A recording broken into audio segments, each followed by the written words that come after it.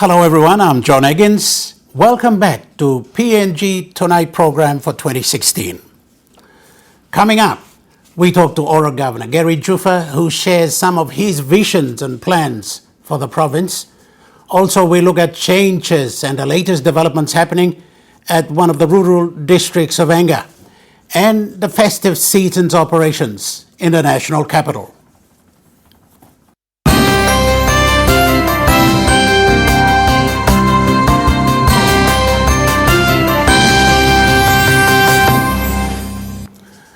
Oro Governor Gary Juffa is very vocal on illegal logging in our country.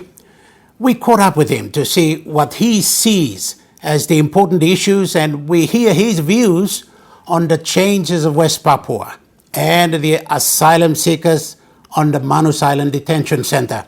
As you'll hear, Gary Juffa is passionate about his province and committed to bringing services to the people.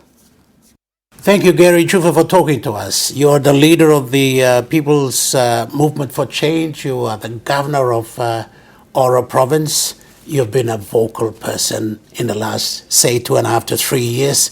So going into 2016, are we seeing a fired up, revamped Gary Juffa? Who are we seeing in 2016? Absolutely. Okay. There's only going forward. All right. There's no going back. There's no regrets. For me, it's all forward. All right. But in the years that have been, you've been vocal on logging, been vocal on refugees, the tax regimes or the thresholds, corruption, agriculture, logging, and leaders in corruption.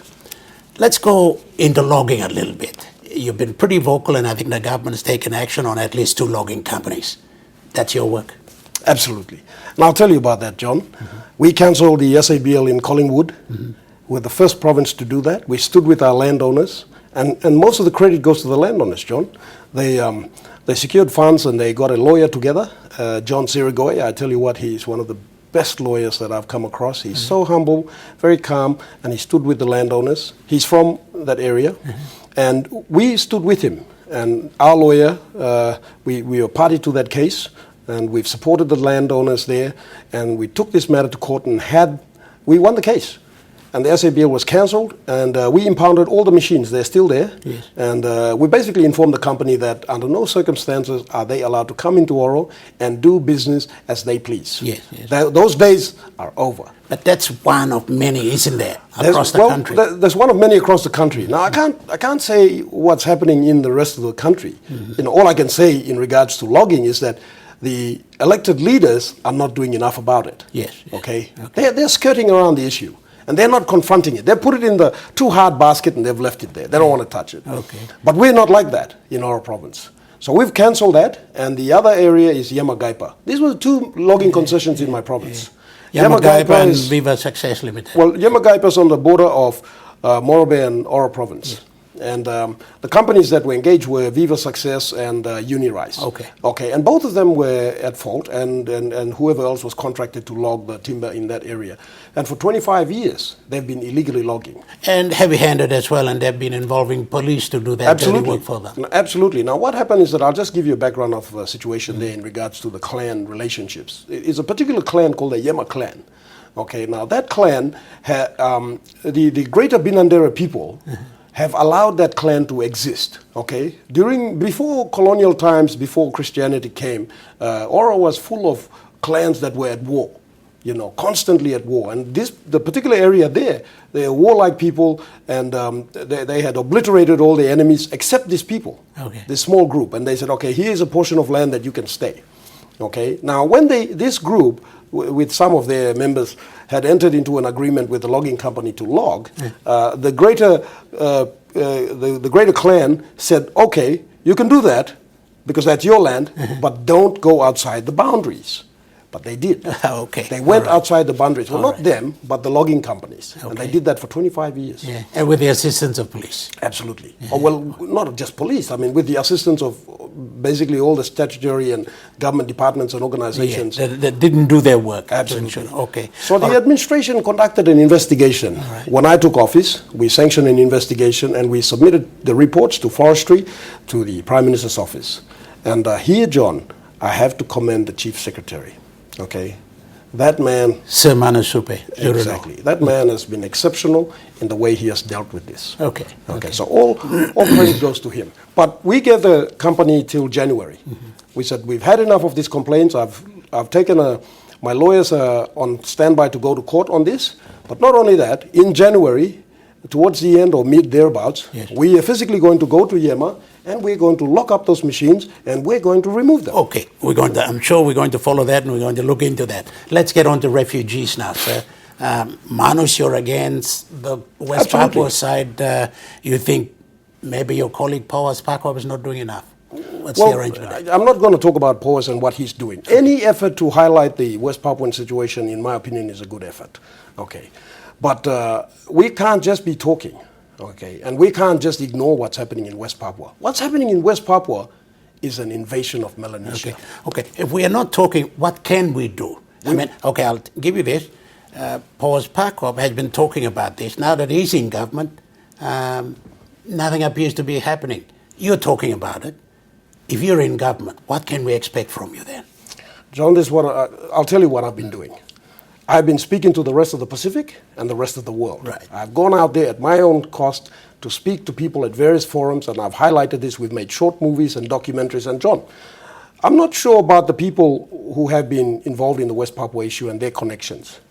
In my instance, I am in contact with my people on the ground in West Papua who are fighting for freedom.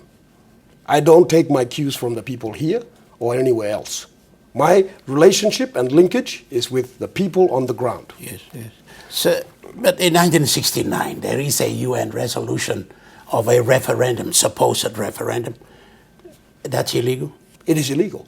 It's illegal because the people of West Papua were supposed to be granted independence in 1952, thereabouts. Indonesia invaded in 1964, and the entire world watched and did nothing because the world was basically under the control of the US. They were the empire. They still are. And they decided for economic reasons and for geopolitical reasons that they would not support the Dutch in giving West Papua independence. Yes. And they said, no, what we will do is allow this territory to be handed over to Indonesia. A total injustice. Yeah. And Australia is not doing enough, you think? Of course not. Australia, New Zealand, and all these other countries, they take their cues from the US. Okay. They're puppets. What are they going to do? They're part of the regime. The head moves and they follow. And they got us into setting up Manus? Absolutely. They breached the United Nations Convention on Refugees, 1954 United Nations Convention on Refugees.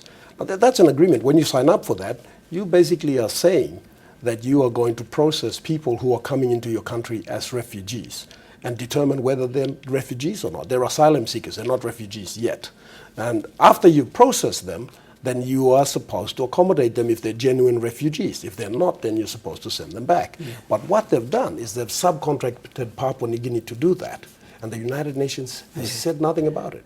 They've washed their hands and we're picking up the dirty laundry from there. And we've done it because, some of the leaders who behind us, the Prime Minister, etc., they will say that, oh, we're doing this to help Australia, but really they're doing it because there's some funding coming in to help us with infrastructure development, etc. Okay. But at what cost?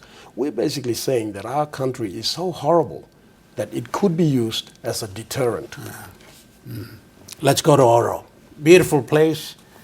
You're cleaning it up. Absolutely. You're cleaning the streets.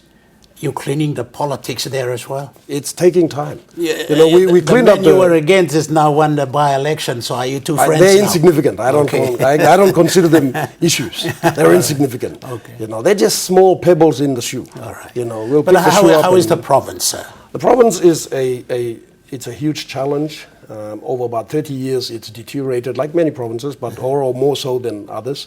The systems of control and governance for expenditure of public funds has been completely perverted. It has a historical war relevance to it. It should be up there when it comes to Oro Northern Province.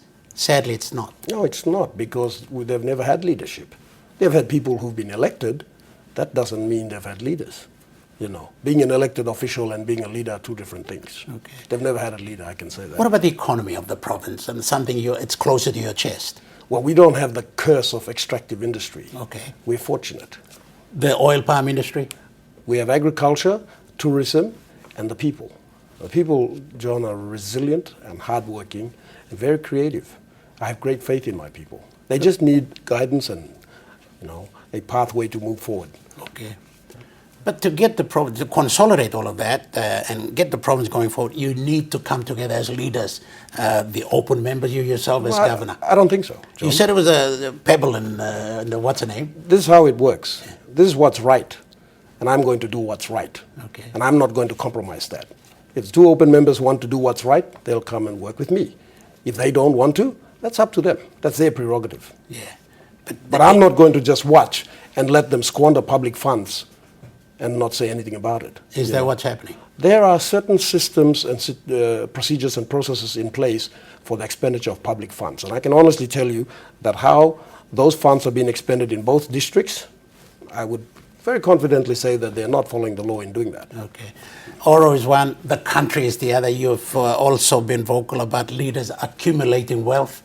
Their fortnightly salary is such, but they seem to be living a far better life than that pay packet.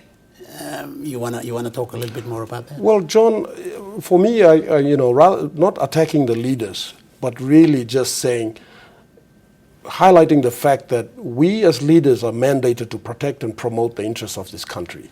Okay, now when I say that, I mean in every sense of the word, not just the borders, but also the opportunities.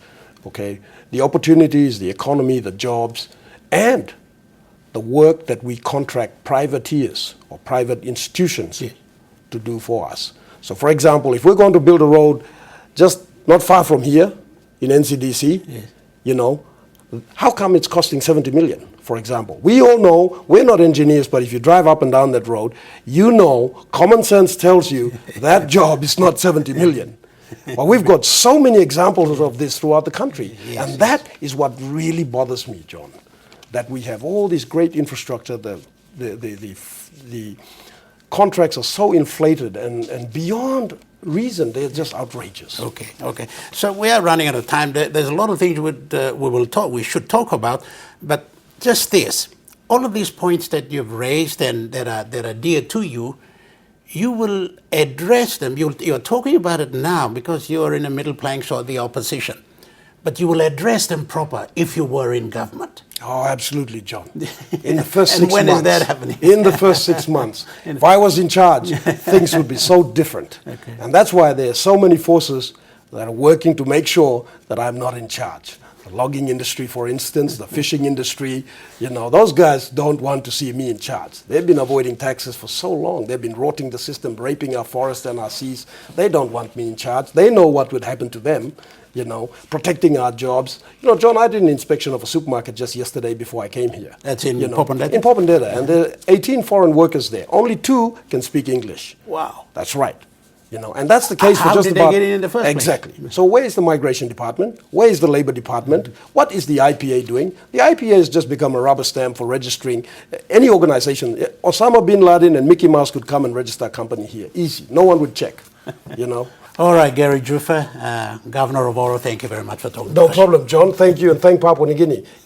This country deserves better. That's what I'm saying. Okay. Stay with us for more after this break.